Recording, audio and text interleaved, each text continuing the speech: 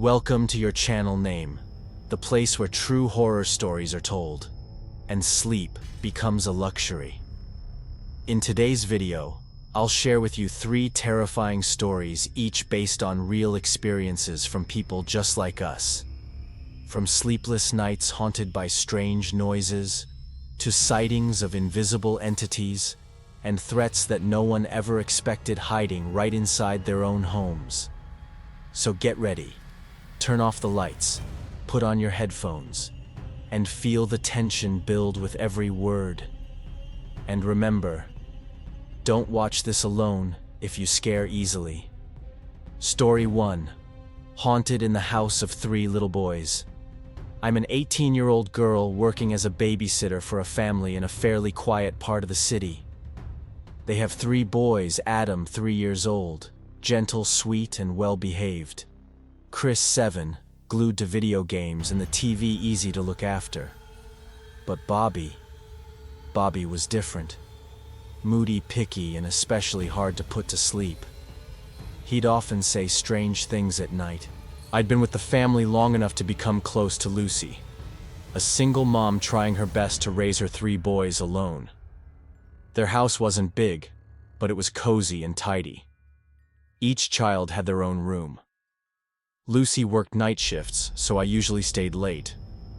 It wasn't an easy job, but I'd grown used to it.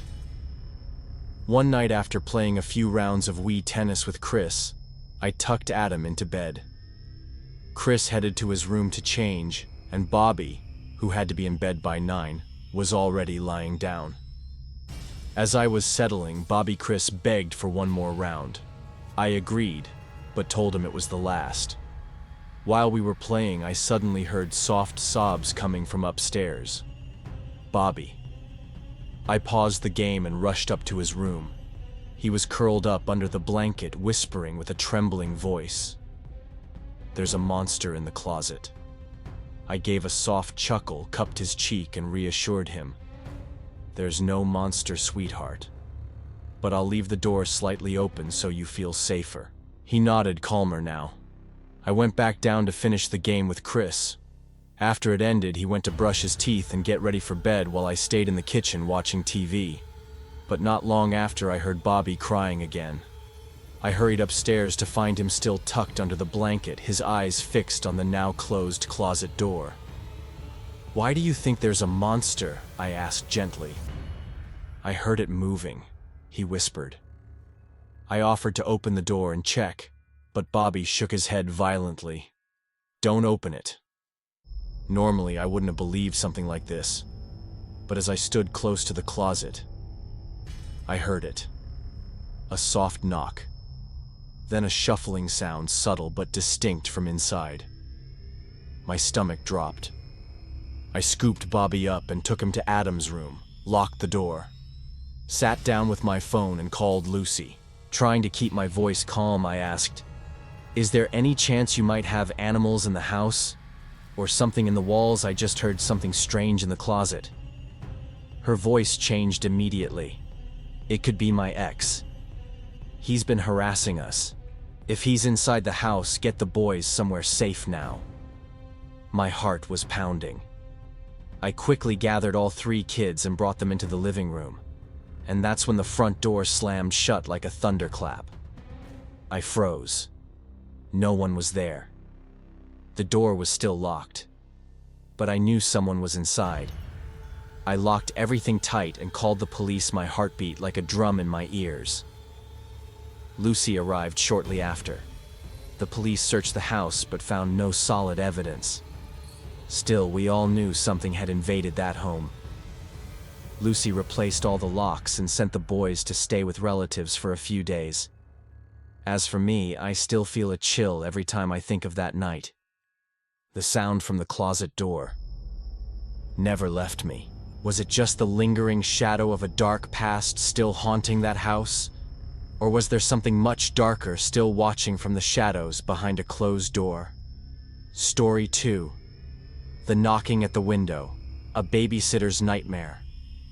I was only 14 when I landed my first babysitting job for a friendly family with 2 boys, Alexander, age 10, and Danny, age 5. I was excited not just for the extra cash, but for the experience. The family seemed completely normal. The boys were sweet and playful. At first, everything went smoothly. I played games with them, read bedtime stories, and made sure they went to sleep on time.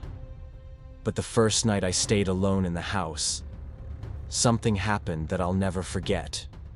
Before the parents left, they gave me a written set of instructions. One note in particular stood out. It said, "Danny sometimes says he hears tapping on his bedroom window at night. Don't worry, it's probably just his imagination." As a teenager, I didn't believe in ghosts or creepy stories, so I brushed it off. But that night, as the house grew quiet and the boys were tucked in bed, I heard it. Tap, tap, tap. It was soft, repetitive, like someone tapping their fingers gently against the glass. I paused the show I was watching and tiptoed upstairs. The tapping was coming from Danny's room. I opened the door quietly. Danny was awake, sitting up, his eyes wide.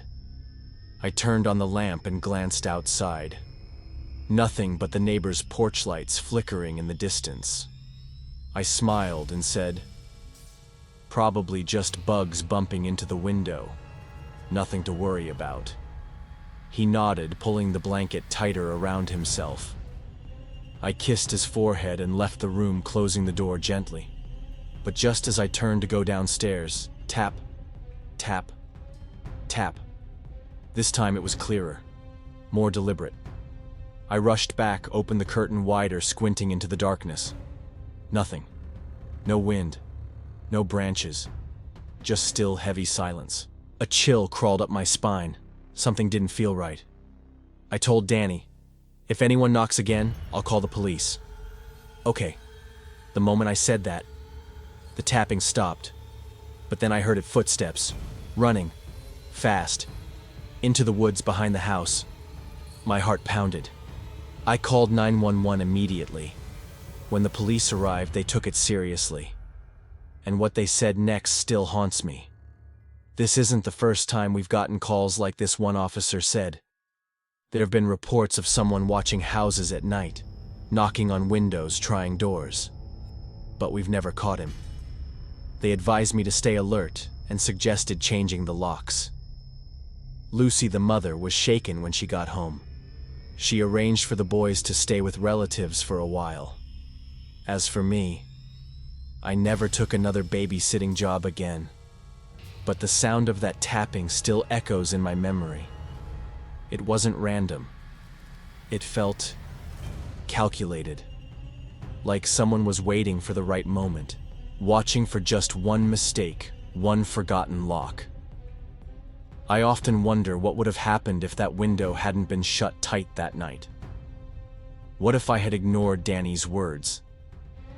This isn't just the story of a teenage babysitter. It's a warning to every parent out there. Always listen when your child says something's not right at night.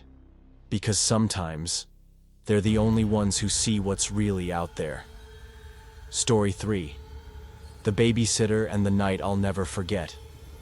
When I was around 8 years old, something happened that has haunted me ever since, something involving a babysitter my parents hired. They didn't want to ask family or neighbors, so my mom posted a flyer at our local public library. A 16-year-old boy named Nathan, who happened to attend the same high school my parents once did, responded to the ad. At first, everything seemed normal. Nathan was friendly, easy to talk to. He played video games with me, made my little sister laugh, and even kicked the soccer ball around with a few of my neighborhood friends. He felt like a cool older brother, and I trusted him. But on the second night, things began to change. I was in my room playing on my DS when Nathan came in and asked if I wanted to keep playing. I told him I was tired, so he left politely. Nothing unusual. But I couldn't fall asleep. Later that night, I was jolted awake by the sound of my bedroom door closing. Softly, I sat up. In the shadows near the corner of the room, I could make out a figure. Before I could scream, the voice whispered, "Shh, it's just me." It was Nathan. He stepped closer and gently pulled the blanket up over me like he was tucking me in. But the way he hovered too close too long made every alarm in my body go off. I forced myself to speak. "Stop it!" I shouted louder than I expected. Nathan froze, then backed away without a word. I ran straight to my little sister's room, grabbed a blanket, and curled up on the floor next to her bed, shaking, confused, scared, angry. The next day, Nathan barely looked at me. He still acted normally around my sister, laughing, playing, doing what a babysitter should, but with me he was distant. I stayed with my sister all day, not leaving her side. That night I couldn't sleep. I was on high alert. Sometime after midnight I heard it again. Creak. Click. The soft sound of my bedroom door opening, then closing. I froze. I didn't even look up. I just grabbed my pillow and blanket, tiptoed to my sister's room. And that's when I saw him, Nathan, standing next to her bed in the dark. I snapped. "Get away from her," I yelled. Nathan raised his hands. "Whoa, relax. I was just checking on her," he said. I didn't respond. I slammed the door, locked it from the inside, and stayed awake the rest of the night. That was the last time I ever saw Nathan. The next morning when my parents came home, I told them what had happened. Or at least, part of it. I couldn't find the words to explain how terrifying it really felt, how wrong it was. Years have passed since then, but I still think about it. And sometimes I wonder, what if I hadn't spoken up? What if I had just stayed silent? The thought that haunts me the most isn't what happened. It's what could have happened. And worse, what might have happened to another child if Nathan ever babysat again. This is why I'm telling this story, not just for myself, but for anyone out there who's afraid to speak up. If something feels wrong, say something. You're not being dramatic. You're not imagining it. You might just be saving yourself or someone else. Thank you for staying with us through these 3 chilling tales tonight. If you enjoyed this video, don't forget to hit like, subscribe, and turn on the notification bell so you won't miss the next terrifying story. And if you have a creepy experience or a true horror story of your own, leave it in the comments below. Who knows, it might just become the next story featured on this channel. Wishing you a peaceful night. But if not, prepare yourself for the things that still can't be explained. Until next time, stay safe.